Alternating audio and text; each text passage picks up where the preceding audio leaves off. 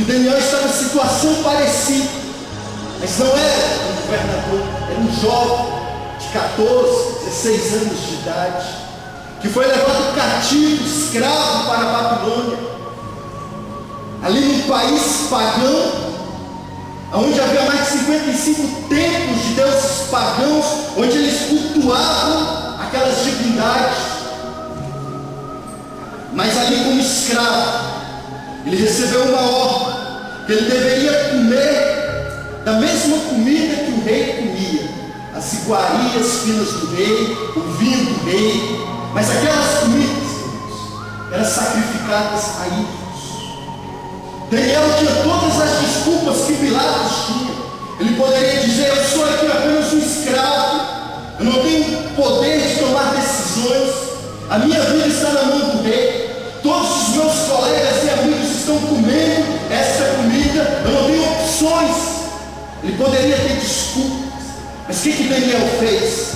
A palavra de Deus diz que ele colocou firmemente no seu coração de não participar da comida do rei.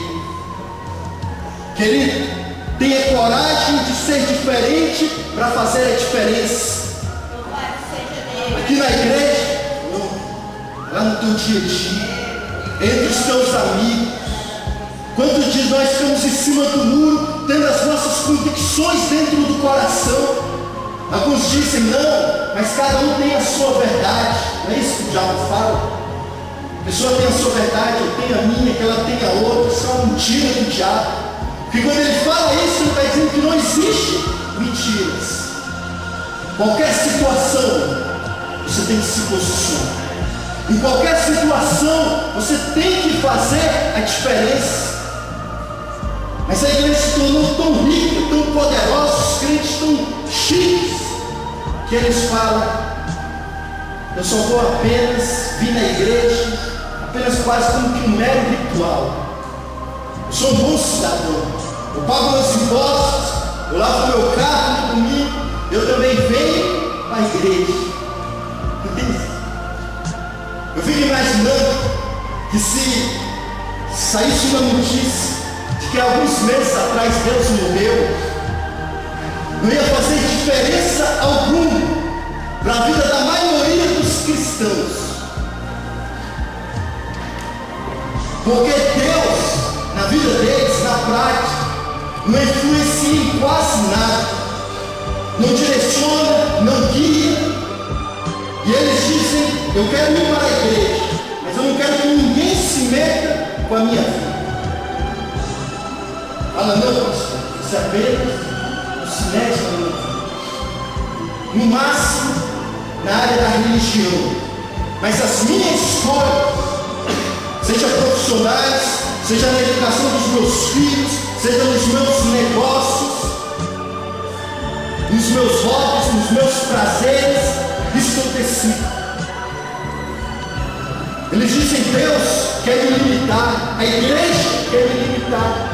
E automaticamente a toda ação tem uma reação, ele se limita a Deus. Coloca Deus num canto. Deus fica aqui bem nesse cantinho. Vem na igreja, Deus é quase como tua imagem. Fica aqui nesse canto. Só na área da religião. Tem um hino que diz que se Deus não for o primeiro no seu coração, então ele não é mais nada. Não é mais nada. Se Deus só participa da área da religião, se na prática Deus não participa da sua vida, você pode até se achar rico, se achar instruído, se achar poderoso, como a igreja de Laodiceia. Você pode até dizer que tem posição, como Pilatos. Mas a Bíblia diz que está morto. A grande questão, amor, não é como você se vê, como Deus te vê. Lázaro se achava poderoso. Você viu aqui na igreja de Laodiceia, diz: eu me acho rico, não tenho falta de nada. Mas como Deus via aquela igreja, como Deus te vê, como Deus te vê. Um dia desses, eu estava até falando na igreja, quantos, queridos, no meio desses milhões de milhões que se dizem cristãos aqui no Brasil, hoje, gastou pelo menos meia hora de oração com o Senhor. Talvez neste mês inteiro, destes talvez 40 milhões que se dizem cristãos, se você encontrar 10 que separou uma hora por dia em oração, vai ser muito. 10 pessoas. A palavra de Deus diz que a porta é apertada e que o caminho é estreito. Essa geração é a geração do arrebatamento. Mas não é essa multidão que vai entrar. A porta é apertada, o caminho é estreito. Hoje é dia de decisão, assim como foi naquele dia na vida de Pilatos.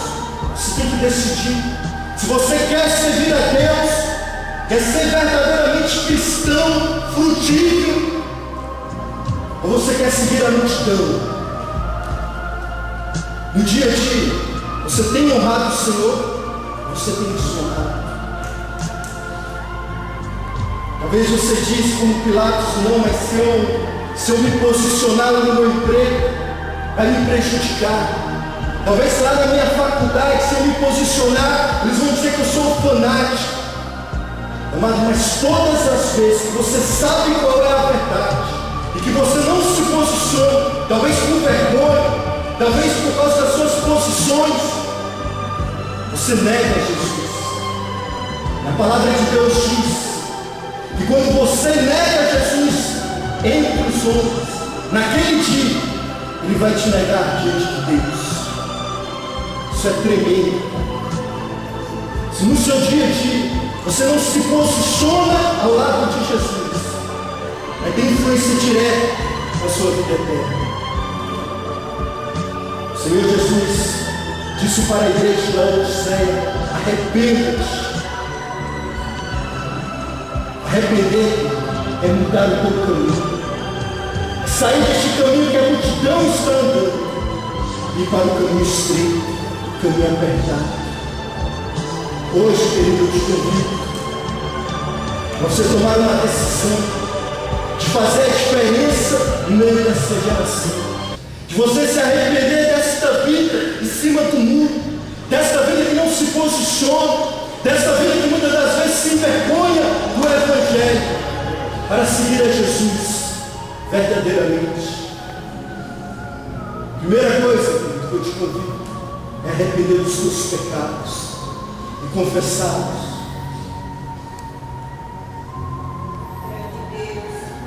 Amém, queridos? Você vai confessar o nível que você está pecando. Em Tiago 5,16 diz: a oração do justo, ela pode muito em seus efeitos. Não é isso? Essa hora tão conhecida esse versículo. Normalmente nós usamos eles quando queremos interceder. Mas o versículo completo ele diz: confessa os teus pecados uns aos outros e ora uns pelos outros para serem curados. Porque a oração do justo pode muito em seus efeitos. Confessar os teus pecados uns aos outros. Nós temos essa cara como Pilatos status, não nos relacionamentos, não nos relacionamos com os outros, individualismo dentro da igreja. E o que a palavra de Deus diz: confessa os teus pecados uns aos outros. Mais de 50 vezes no Novo Testamento diz essa expressão uns aos outros. Orai uns pelos outros, confessar os seus pecados uns aos outros, consolar uns aos outros. Nós somos um corpo. Quando você confessa, quando você tira a sua capa, você mostra quem você é, o Espírito Santo começa a curar. Cura não apenas doenças físicas, mas da alma. Começa a curar a hipocrisia, cinismo espiritual, cinismo de todos os domingos estarmos aqui, verdadeiramente não sermos servos do Senhor. O Espírito Santo nesta noite, ele vai ministrar curas, mentes cauterizadas. O Evangelho é ministrado, mas que já não transforma. Que o Espírito nesta noite começa a ministrar cura nas suas vidas.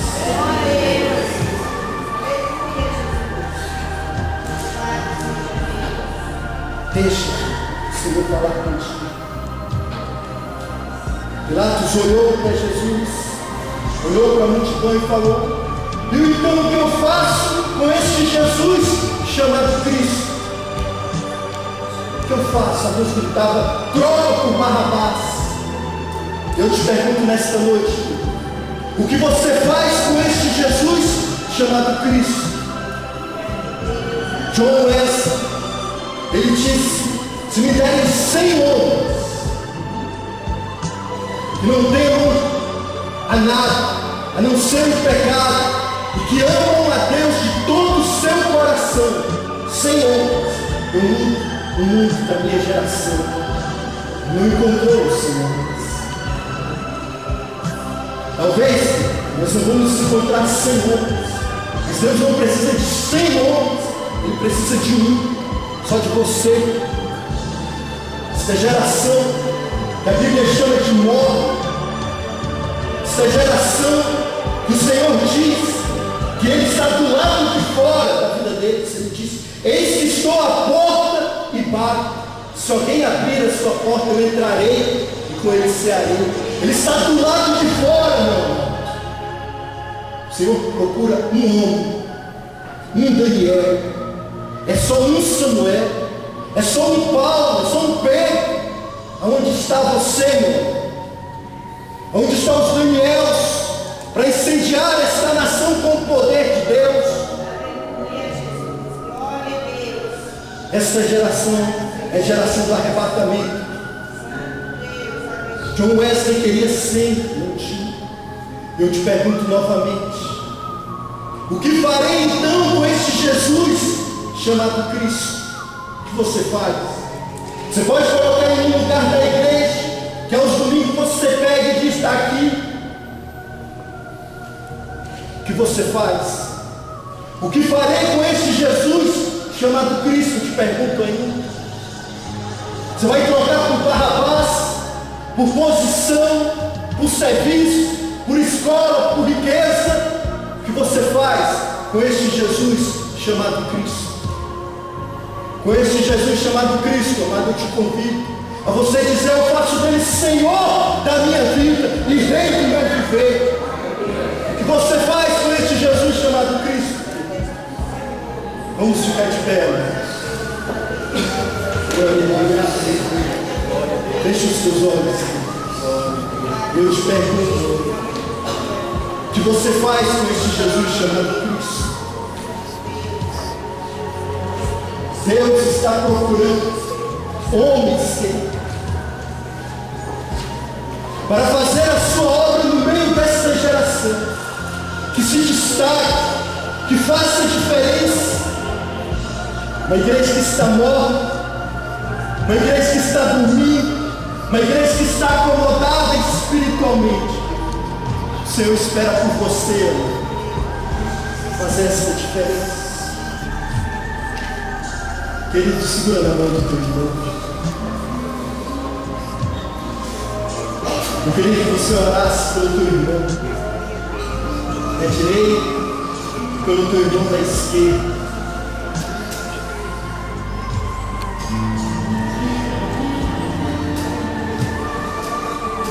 Começa a orar. Começa a ministrar sobre a vida dele.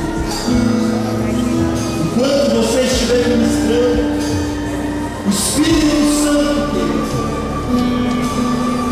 vai estar colocando colírios nos olhos, para que você se veja como Deus te vê, não como os outros